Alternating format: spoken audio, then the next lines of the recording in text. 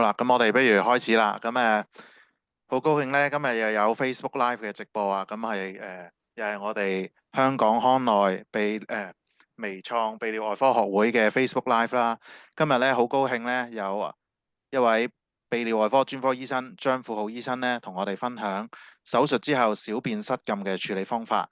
我哋都事不宜遲啦，不如請阿張醫生咧同我哋有個分享先。好，唔該晒吳醫生。大家好啦。亦都好多謝學會嘅邀請啦。我係張富浩醫生。今日嘅題目咧就係術後小便失禁嘅處理方法啦。同大家分享一啲背景啊，同埋一啲關於術後小便失禁嘅風險同治療方案嘅。同大家分享一啲背景情況先啦。其實我諗大家都有可能喺香港電車嗰啲上面廣告都見過一啲癌症基金會嘅宣傳啦。守護前列腺健康，50歲起冇症狀都要驗 PSA。其實近年10幾年、20年咧，其實大家都應該聽多咗同埋認識多咗咧呢個 PSA 前列腺特異抗原嘅。其實而家好多市民都關注自己嘅健康啦，或者去做身體檢查。所以越嚟越多嘅新嘅前列腺癌咧，被診斷出嚟嘅。香港最新嘅數據其實都知道每年嘅新增嘅病例咧就越嚟越多啦。最新嘅資料都顯示俾我哋聽咧，其實最新嘅資料2022年咧，每年新增嘅病例咧都超過2000宗嘅。喺每25位男性當中之一咧，有一位咧有機會係患上前列腺癌噶啦。我哋都知道，如果我哋知道啲病人如果不幸患上早期嘅前列腺癌啦，我哋都會同嗰啲病人傾下佢嘅治療方案，究竟咩方案係比較適合佢嘅。我哋畫面而家見到有好多種嘅前列腺手術啦。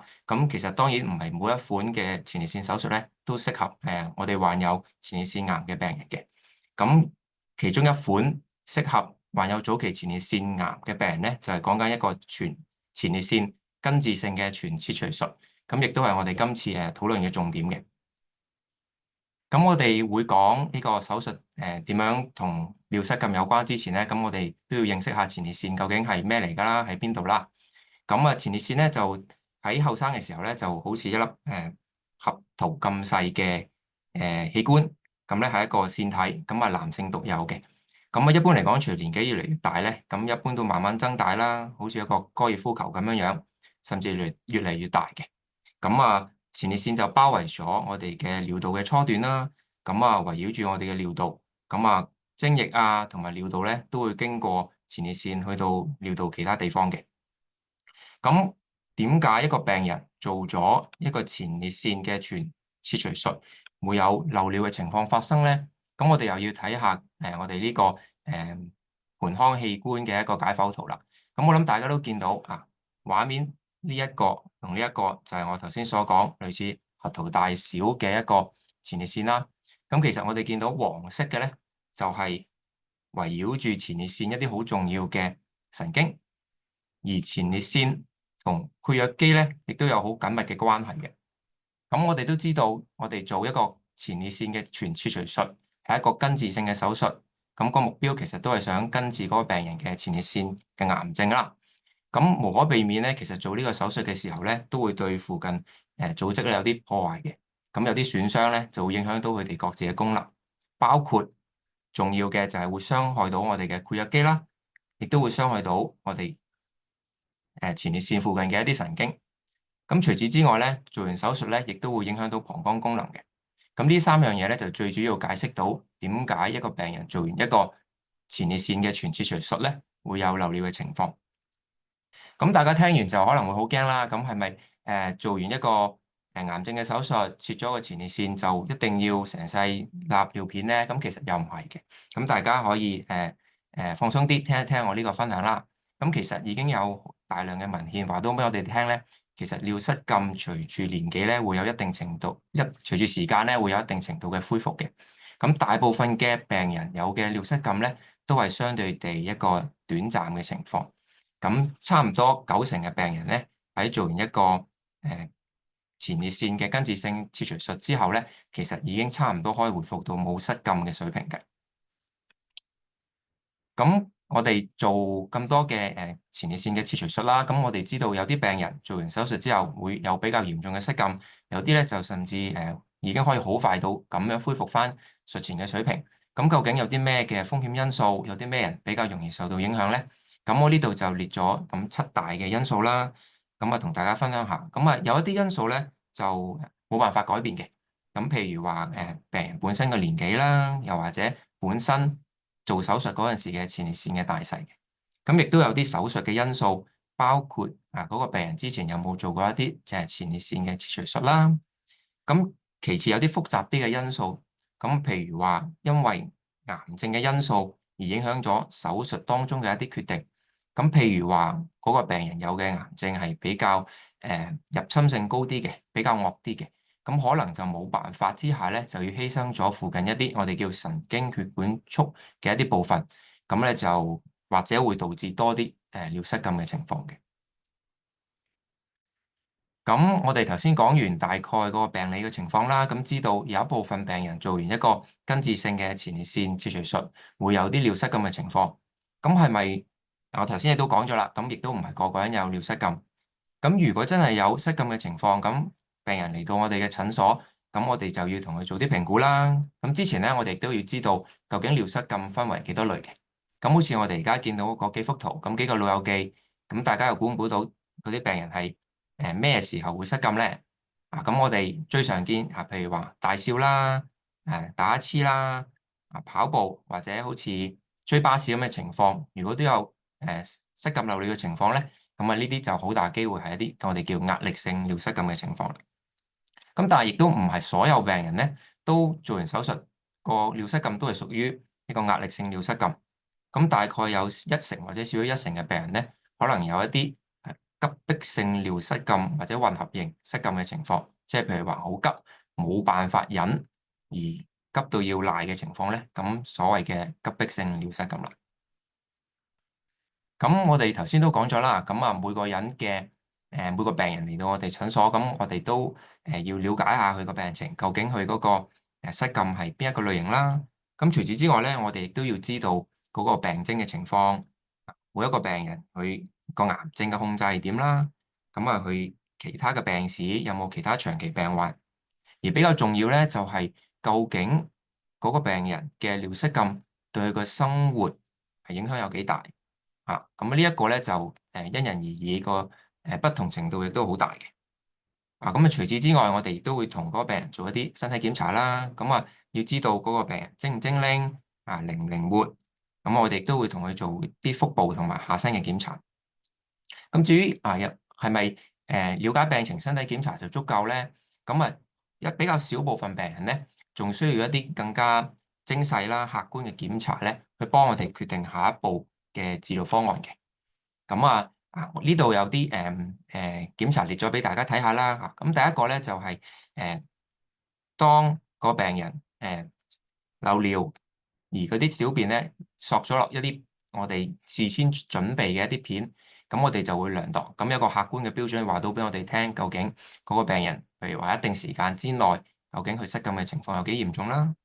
而中間咧就係我哋俗稱尿動力學檢查嘅一個設備。咁我哋就會簡單嚟講啦，會有啲器材，咁模擬翻每一個病人咧喺真實小便嘅時候，或者咳大笑嘅時候，嗰個尿道出現嘅情況，可唔可以模擬翻咧？佢現實中失禁嘅情況係點樣樣？咁話到俾我哋聽咧，究竟乜嘢治療方案先最適合佢哋嘅？咁而右邊咧，我哋有一個內視鏡嘅檢查啦，或者俗稱我哋膀胱鏡嘅檢查。如果嗰啲病人有一啲更加複雜嘅病史，譬如話之前有其他尿道嘅手術做過啦，或者膀胱癌嘅情況咧，或者我哋需要做一啲更進一步嘅檢查咧，先幫我哋決定到治療方案係點樣樣嘅。咁當然啦，呢啲特別嘅檢查咧，都有一定程度嘅複雜性啦，同埋入侵性。咁所以亦都唔係個個病人需要做嘅。好啦，咁我哋嚟到一個治療嘅選擇啦。總體嚟講咧，其實最主要分3大類嘅。第一類就係一啲非手術嘅治療方案啦。咁我哋最主要可以分一啲運動啦、生活調整同埋一啲藥物嘅治療嘅。咁第二個大類咧就係手術。最常見就係一啲人工尿道括約肌啦，同埋男性吊帶嘅。比較少部分咧就係我哋俗稱嘅保守嘅治療。咁我呢三樣嘢咧，咁我一陣間都會慢慢同大家分享嘅。咁我第一樣同大家分享一個非手術嘅治療就係骨盆底肌肉運動啦。咁我個人覺得對於做完根治性前列腺手術嘅病人咧，而又有失禁嘅情況咧，係十分之有用嘅。咁啊，首先我哋睇下左邊一個簡單嘅圖，咁啊其實就係講緊我哋個盆底肌肉咧，就好似一張彈床咁樣樣，咁啊承托住嗰啲盆底器官啦。咁而盆底器官咧都係相互連繫住嘅。咁啊做完手術，如果傷害咗我頭先早期所講嘅一個括約肌嘅情況咧，咁就要訓練翻嚟咯。咁啊，好似啲人點樣練大隻、練個二頭肌咁樣樣，咁都要有付出先有成果嘅。咁啊，我又同大家講下，咁其實一個好嘅骨盆底肌肉運動係點樣做啦？咁啊，其實就好易記嘅。咁我哋分三個時段啦，早午晚啦，三種大類嘅姿勢都可以做到嘅。無論你瞓喺度、坐喺度、企喺度啦，而就每一次咧都分兩組運動嘅，就一個3-3-2簡單記到嘅口號啦。咁每一次咧都應該要做兩組運動，咁就係一個慢組運動啦，同埋一個快組運動嘅。咁啊，慢組運動咧就慢慢收緊個盆底肌肉，就好似忍大便，點都唔可以喺一個唔適當嘅時候去大便嘅時候咁忍住，咁就保持收縮5到10秒，咁之後放鬆5到10秒，咁啊重複做10次，然後緊接住咧亦都應該做一個快組嘅運動，咁啊快速收縮之後咧就要放鬆咗1秒，咁啊再重複做10次咁樣樣，咁啊持之以恆，大概2至3月咧就會見到一個好嘅成果噶啦。咁第二類嘅非手術治療咧，就係講緊一啲生活嘅調整啦，同埋一啲藥物嘅。咁啊，通常咧就係針對一班混合型啦，或者主要係一啲急迫性尿失禁嘅病人嘅。咁啊，簡單講起啦，就係一啲點樣喺嗰個病人嘅自己日常生活作息、飲食習慣同埋去小便嘅習慣咧，就俾啲建議佢，睇下會唔會有啲喺生活上有啲改善嘅地方啦。咁啊，第二咧就係講緊一啲會唔會係成日飲啲好刺激膀胱、好刺激性利尿嘅飲品，譬如話咖啡啊、濃茶咁樣樣啦。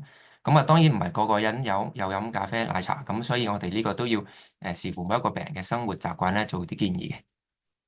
咁啊，再另一類啦，就係藥物啦。咁啊，針對如果係主要係一啲急迫性尿失禁啦，或者混合型嘅病人，如果係啲生活調整都唔係好改善到病徵咧，咁我哋有其他藥物可以幫到手嘅。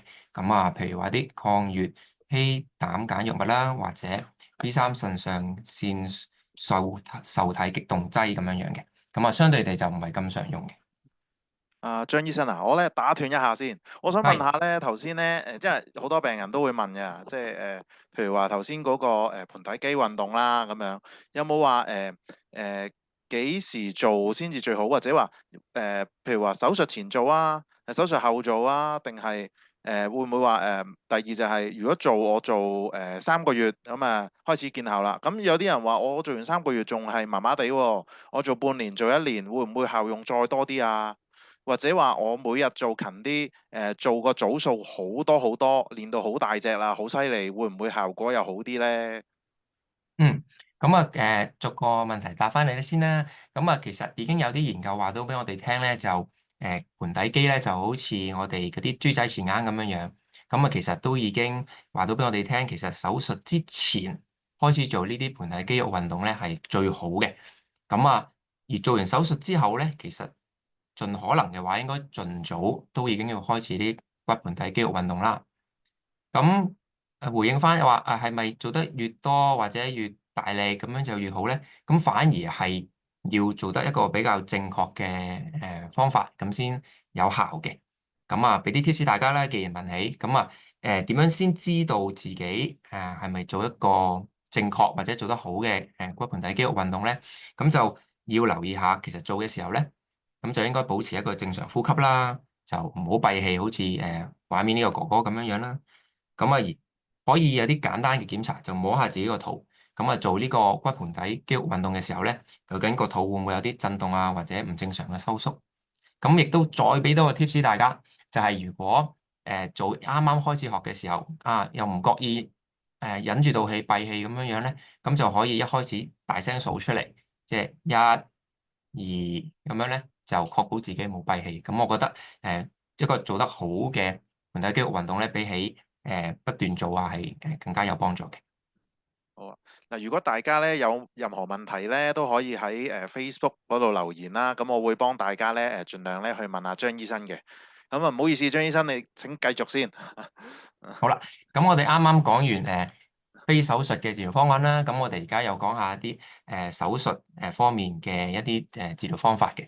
咁啊，當然手術就有一定程度嘅入侵性啦，就唔係所有病友有失禁嘅情況都適合嘅。咁當然要經過一個詳細嘅評估啦。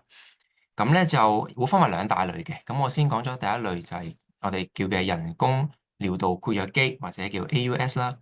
咁啊，畫面見到咧就有兩款嘅。不過總體嚟講咧，其實佢個結構咧都係好簡單。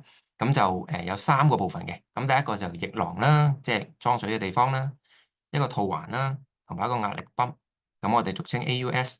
咁啊就係一啲特製嘅塑膠，而有啲抗菌嘅塗層嘅。咁我又解釋下其實做緊啲乜嘢啦。咁啊其實個套環咧就會套住一個尿道嘅地方，圍繞住佢。咁啊施加個壓力咧就壓住個尿道，咁好似山閘咁樣樣，咁就唔俾啲小便流出嚟啦。咁啊而個液囊咧就會擺喺恥骨後嘅地方，咁啊要嚟裝住系統入邊嘅水啦。咁而有個壓力泵，咁一般嚟講都會擺喺陰囊皮下嘅地方，咁啊去控制嘅。咁我又講下，咁其實個人工呢個括約肌係點運作咧？咁一般嚟講啊，運用緊即係已經可以用嘅時候咧，咁呢一個括約肌嘅狀態咧就係咁嘅。咁個套環咧就會充滿水啦，咁就壓住個尿道。咁嗰個病人咧就唔會有失禁嘅情況咁樣樣。咁而你會問啦，咁佢平時點樣屙尿咧？咁樣樣，咁佢就透過自己啦，咁就控制嗰個壓力泵，咁就好似幻想下好似開關掣咁樣樣，咁就會將套環入邊嗰啲水咧倒去個液囊嗰度。咁一定時間之內咧，咁就會放鬆咗個壓住尿道嗰度力啦。咁啊開翻個閘，咁啊個病人就會喺呢段時間屙尿。咁啊過咗一段短時間之後咧，咁嗰啲水就會回流翻個套環，咁又會壓翻住個尿道咁樣樣咯。咁啊，呢個人工尿道括約肌其實嗰個效果都幾好好嘅。咁啊，相信我哋文獻都會顯示到啦，其實超過90%人咧做完手術都十分之滿意嘅。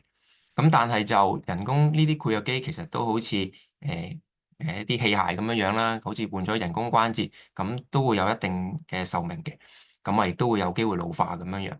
咁啊，文獻話俾我哋聽咧，其實就個時間越耐咧，咁就越大機會咧會有啲問題出現嘅。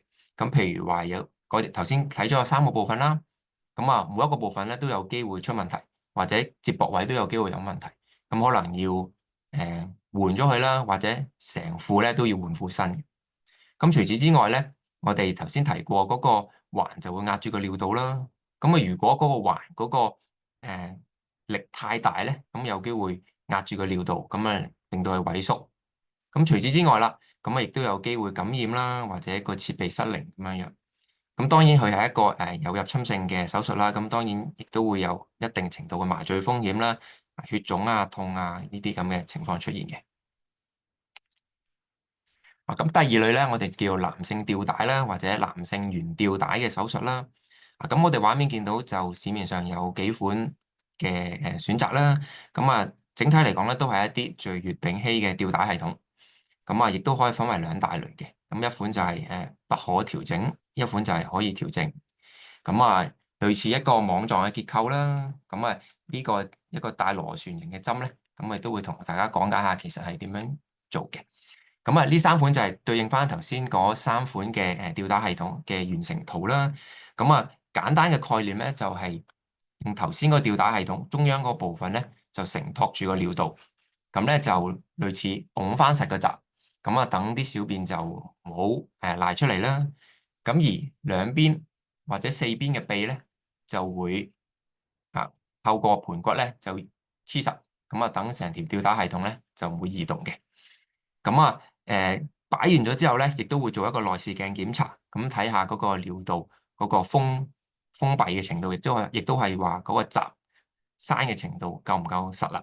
或者會唔會太鬆，會唔會太緊咁樣樣。咁啊，提一提啦。咁頭先都有講過一個可調式啦。咁唔同嘅地方咧，就係可以透過一個擺喺音廊嘅一個類似開關掣嘅情況咧，就可以控制究竟托住嗰個嗰個 cushion 啦，或者嗰個枕頭咧托得有幾緊咁樣樣嘅。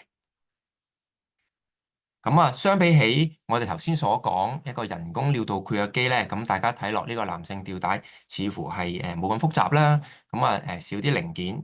咁啊不過咧，文獻話到俾我哋聽咧，男性吊帶對於控制或者改善一啲呢類手術之後嘅一啲尿失禁嘅情況咧，相對地就冇咁理想。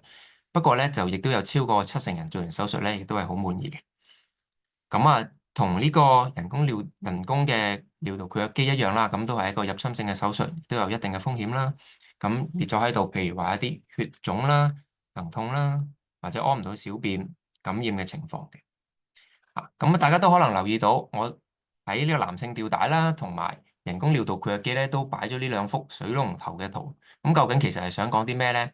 咁其實亦都係喺同每一個病人傾手術嘅時候咧，好重要一個概念，我覺得就係一個大家對手術嘅期望咧係需要一致嘅。咁啊，因為我哋知道失禁嘅情況其實好困擾啦。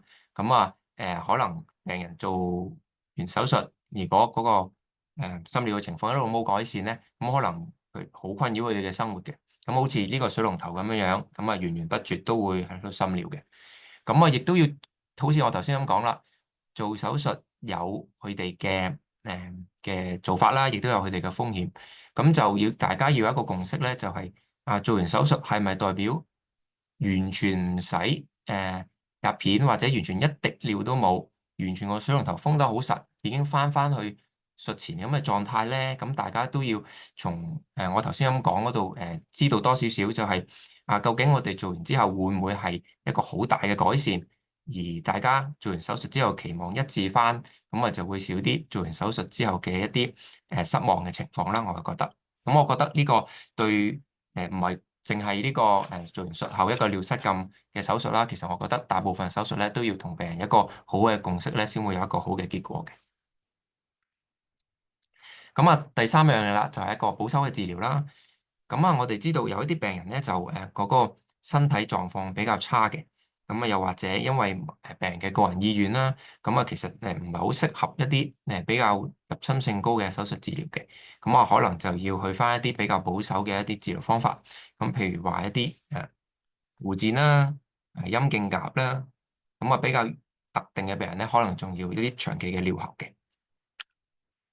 咁啊，頭先吳醫生都問咗我啦，咁究竟呢類嘅術後尿失禁有冇啲嘢可以手術之前做下或者幫下手咧？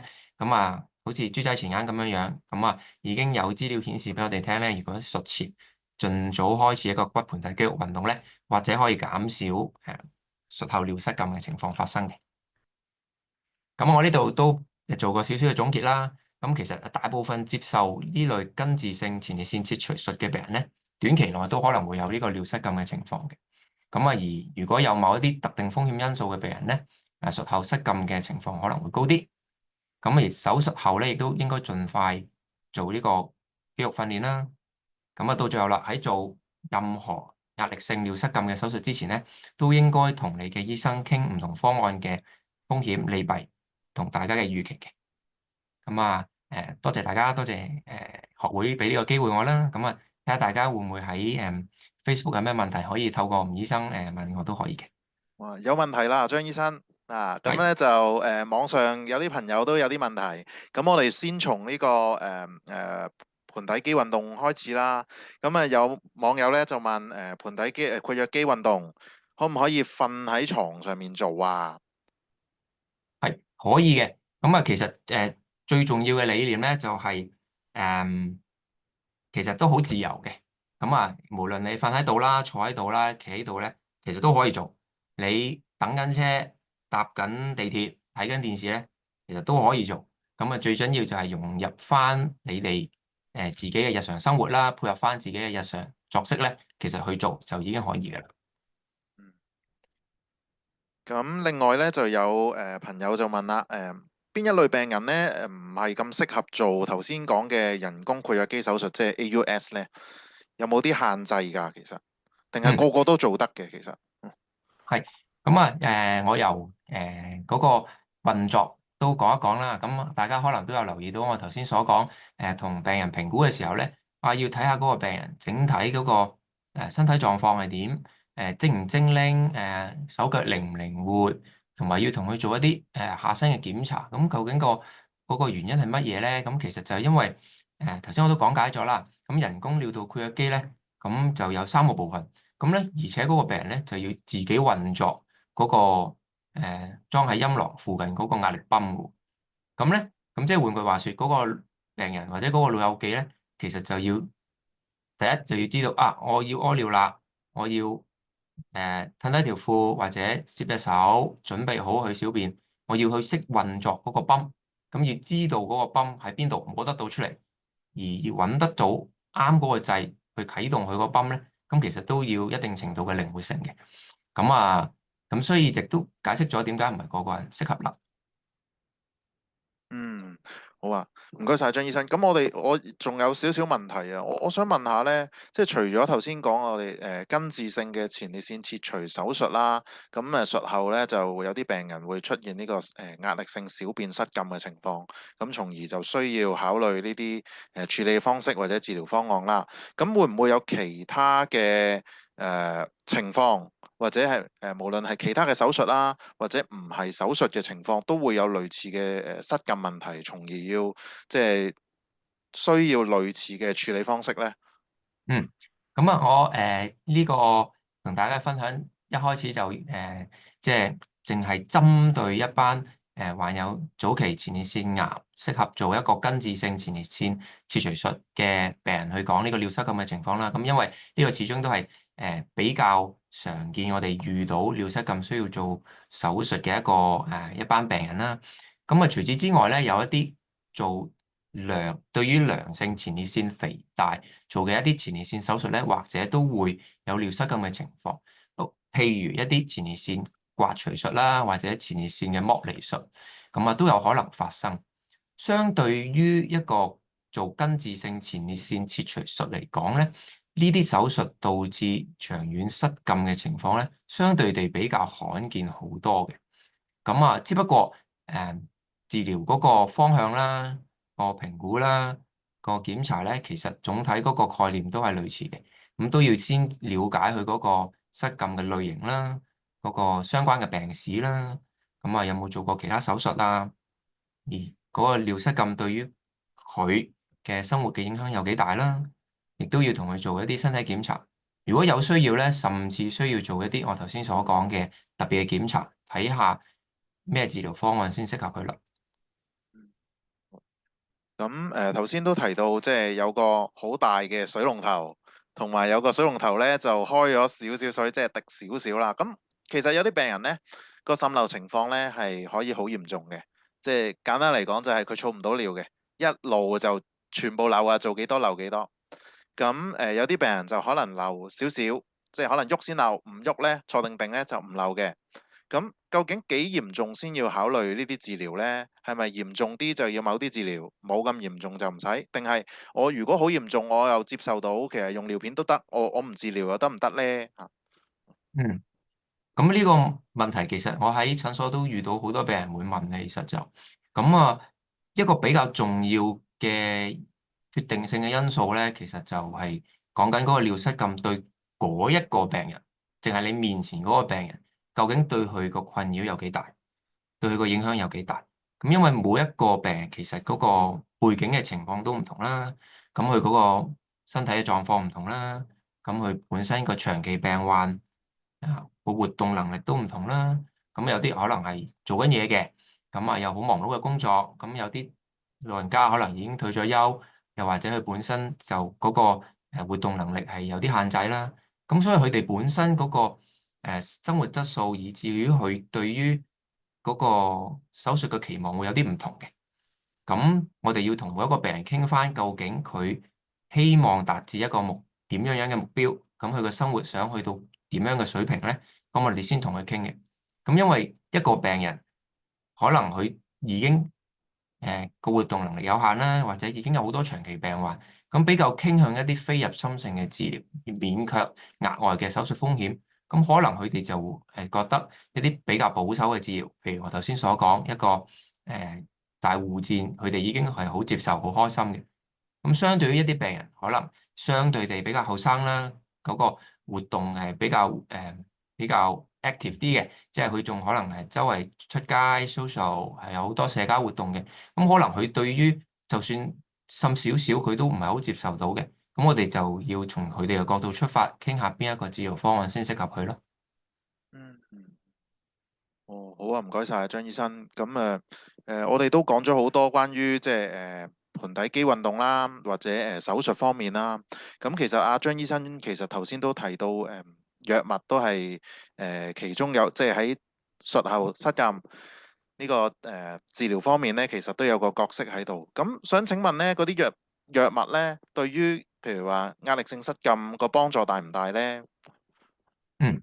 咁啊，頭先我所講嗰兩類嘅藥物啦，咁啊，其實比較多係用於有一啲混合型啦，或者一啲急迫性尿失禁嘅病人咧，嗰個效果比較明顯啲嘅。咁啊，調翻轉啦，如果最主要係一啲壓力性尿失禁咧，其實暫時冇一啲好有效、好建議嘅藥物咧去處理嘅。嗯嗯。咁，如果真係有個病人可能佢急迫性尿失禁嗰方面比較多啲，又比較少啲壓力性失禁嘅話，咁係咪用藥物就比較即係適合啲，或者可以試下用藥物先呢？嗯，咁啊，亦都要同佢傾下啦。究竟佢哋嗰個其他嘅非手術治療夠唔夠，做得好唔好咧？譬如話佢冇改善自己嘅一啲飲食習慣，仲係成日即係飲啲好刺激性嘅嘢，咁就會可能幫到忙啦。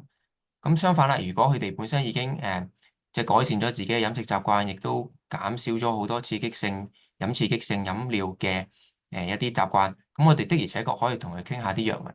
咁啊而啲藥物咧都要即係詳細了解嗰個病人嘅病史，譬如話佢會唔會有啲情況係唔適合食呢啲藥咧？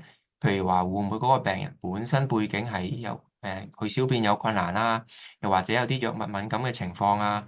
咁我哋就要考慮啦。咁除此之外咧，其實呢啲藥物都會有一定程度嘅副作用嘅。咁我哋都要同每個病人傾下，究竟佢接唔接受啦。嗯。我哋網上面咧都有朋友再有問題啊，佢哋就問咧，通常手術後咧尿失禁嘅情況會維持幾耐？咁我諗呢個朋友應該係指呢個根治性前列腺切除手術啦。咁通常呢啲失禁情況術後會，譬如話有幾多人會術後就已經好快好返啊？有幾多人會術後好耐都仲有失禁嘅問題咧？咁啊，我睇下可唔可以開翻一開始幅圖俾嗰個朋友睇下咧。咁啊，一般嚟講咧，好大部分嘅病人都會出現一定程度嘅尿失禁嘅。咁啊，大部分都係一啲短期嘅。咁譬如話頭一個月、3個月，或者你講緊術後好快嘅好早嘅時候咧，都會有一定程度嘅尿失禁。咁但係我哋觀察到咧，就其實隨住時間，大概去到術後1年到嘅時間咧，咁已經有大概90%嘅病人咧，已經去到一個我哋叫冇再有失禁嘅情況㗎啦。嗯。咁另外就有朋友就問啦，咁假若唔好彩手術後真係有咁嘅失禁情況，但係佢又可能未做手術喎，咁未做到治療，咁喺有小便失禁嘅情況下，可唔可以有性生活㗎？嗯，咁啊，其實就冇大影響嘅，其實就咁當然其實如果嗰個病人做完手術之後，盡快恢復翻性生活，其實都係好嘅，咁亦都係反映嗰個病人做手術嘅時候，嗰個神經有一定程度嘅，同埋血管有一定程度嘅保留啦。咁啊，如果尿失禁嗰個情況冇影響到佢哋嘅性生活咧，我覺得就冇衝突嘅。嗯，好啊。咁啱啱咧就講到失禁就有壓力性失禁啦，急迫性失禁啦，同埋咧混合型啊，即係兩樣都有啲啊，可能一樣多啲，一樣少啲啊，或者調翻轉，即係壓力性多啲，急迫性少啲，或者調翻轉。咁嘅情況下，如果做一啲叫混合性嘅治療方案，係咪可行咧？即係譬如話我如果壓力性失禁好犀利，咁我就做手術啦。但係同時個病人其實佢個膀胱都好敏感喎，咁需唔需要加其他嘢去處理呢樣嘢？即係做一個混合型嘅治療咁樣咧？嗯，係可以嘅。咁不過咧，我哋做呢樣嘢之前咧，其實比較重要就係，亦都要同你嗰個病人講一講啦，即係究竟佢邊一個病徵最困擾佢，最重要影響到佢生活，最影響佢嘅生活質素，究竟係邊一方面嘅尿失禁？咁呢一個先係最決定，即係對於我哋點樣揀幫到佢嘅治療方案有最決定性嘅影響咯。咁啊我哋先處理咗最影響病人嗰一類嘅尿失禁，再決定下一步點做。咁當然啦，如果係去到兩樣都好影響，又或者已經開始咗其中一方面嘅治療，都未有好明顯嘅改善咧，咁當然可以配合嘅。嗯，好啊。咁啱啱我哋又講到做根治性前列腺切除術啦，或者做良性前列腺增生手術，譬如話電刀手術或者碗除術都有機會咧，同呢個術後尿失禁都有機會有關聯啦。咁至於其他嘅前列腺癌治療方案，譬如話電療咧，都有機會產生有壓力性小便失禁嘅情況啊，或者係個膀胱容量可能差咗啊。咁呢啲情況下，引致嘅尿失禁，譬如話我又可唔可以用藥物啊，或者用同一個原理去處理咧，或者用手術嘅方式去處理佢咧？咁接受過電療嘅病人嘅情況咧比較複雜嘅。咁首先我哋要知道啦，受過盆腔電療，即係無論係個原始嘅原因係因為有前列腺癌受到電療啦，又或者因為其他盆腔器官，譬如話膀胱啊或者腸啊嘅問題做過電療咧，都會對成個下泌尿道有好重大嘅影響嘅。咁好似你頭先講到影響到膀胱嘅容量啦。膀胱嘅彈性啦，甚至會影響到嗰個膀胱頸啦，或者尿道其他地方嘅健康情況，所以要小心考慮。咁嘅意思即係點咧？即係話嗰個病人失禁嘅情況，第一咧就係可能係手術以外嘅一啲病理嘅原因咧，可能會有一個相互影響或者一啲決定性嘅影響嘅。即係譬如話嗰個病人可能其實佢有其他地方收窄，或者因為電療完嗰個膀胱有活躍嘅情況，導致佢失禁，而唔係一般我頭先所講大部分病人做完呢個手術，超過90成以上都係一個壓力性尿失禁嘅情況。咁其次，咁做完電療咧，亦都對我哋即如果真係去到一個要做手術嘅地步咧，都會有一個好決定性嘅影響嘅。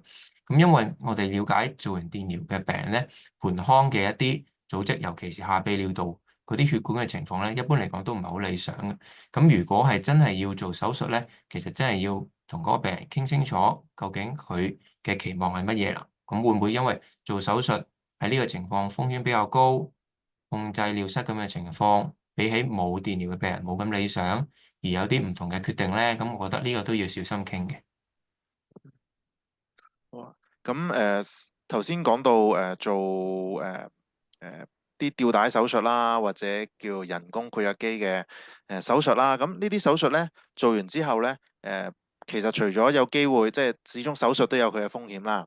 咁但係做完之後咧，有啲病人就話有啲特別嘅嘢要注意嘅喎，即係要好小心，即係譬如話手術後咧係唔做得嘅喎。咁究竟係咪有啲咁嘅問題㗎？係，其實都有嘅。咁一般我哋咧做呢個手術之前啦，同之後都會有一個好詳細嘅講解啦。咁等嗰個病人，咁當然個病人好似頭先同志文你傾就係、個病人一定要夠精靈啦，手腳要夠靈活啦，要用到譬如嗰個人工括約肌啦。咁當然佢自己要知道呢個人工括約肌嗰個運作原理係點樣樣。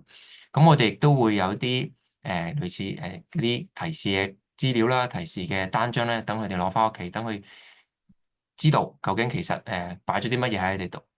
咁而我哋咧一般嚟講，如果喺做完手術，咁嗰個病人精靈，咁佢知道自己做咗呢個手術，如果佢有咩其他身體情況入院啦，比較常見，我哋頭先都睇咗啦，就係如果有機會做完手術之後，真係有各種原因導致屙唔到小便，譬如話要擺尿喉啦，咁咧咁嗰個病人一定要精靈啦，咁要話俾嗰個即係見佢嗰個醫生聽，哦，其實我之前擺嗰個人工括約肌嘅喎，咁擺尿喉可能會有啲留意。咁點解有咁嘅情況咧？就係因為我哋都提過啦，因為誒嗰個環圍繞住尿道壓住個尿道閂咗個閘，等佢唔好有漏尿情況。嗰個閘咧，咁一般嘅情況咧就係緊閉嘅，咁即係等嗰個病人嗰個閘可以閂咗，唔使漏尿。咁但係如果冇一個正常操作打翻開嘅情況之下，而要所謂夾硬或者唔正當地擺個尿喉咧，咁有機會傷到個尿道，甚至有啲不可挽救嘅情況，甚至導致嗰個環咧就侵蝕咗出嚟，咁個情況都可以好差。嗯嗯。咁都好多謝張醫生嘅講解，都好詳盡啊。咁我仲有一個問題啦。咁頭先咧，我哋講咗啲治療方案啦。其實好多時我哋都係針對即係男士啊，或者做完一啲手術後個情況。咁如果假如女人又有啲類似嘅問題，咁呢啲方案又得唔得咧？可唔可以裝啲咁嘅括約肌或者吊帶咧？嗯。咁啊，咁可能呢個就要第二個presentation 就先大家講到啦。不過我都同大家分享下，咁啊，其實尿失禁喺女士嘅情況都好常見嘅。咁啊，有超過喺尿失禁嘅女士入邊咧，有超過一半其實都係講緊有一啲一定程度壓力性尿失禁嘅一個成分喺度啦。咁不過個評估咧就會有一啲唔同嘅，咁我哋要特別留意誒。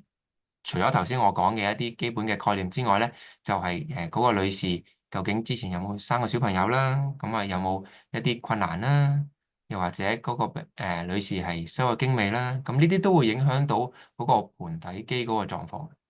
咁除此之外咧，身體檢查亦都要特別留意會唔會有啲骨盆底器官脫垂或者所謂器官下垂嘅情況啦。咁啊，呢啲所有嘅嘢咧，都會好影響到我哋嗰個治療方案嘅。即係譬如話，嗰個女士究竟係將來仲會唔會有小朋友啦？究竟佢會唔會有其他婦科嘅問題需要處理？有冇器官下垂嘅處理要一併處理啦？應該咁講。咁而治療方案啦，咁頭先你都提過就係除咗我哋一啲非手術性一啲生活嘅調整啦，咁啊亦都有啲有別於男士嘅一啲治療方案嘅，譬如話收咗經嘅女士，咁我哋有一啲可以搽嘅藥膏可以補充翻啲荷爾蒙啦。咁而手術方面咧，亦都會有啲唔同嘅方法可以增加嗰個尿道出口嘅阻力嘅。咁譬如話可以打一啲特別嘅藥啦，或者做一啲吊帶入去，咁都係可行嘅方案。咁不過我諗就可能會再阻到大家要攞第二個 presentation 再同大家分享啦。哦，即係簡單嚟講，就係個成因同男士又可能好唔同啦。做嘅檢查咧，亦都有分別。最後咧，治療或者手術方面嘅考慮同埋程序咧，都係有幾大嘅分別㗎喎。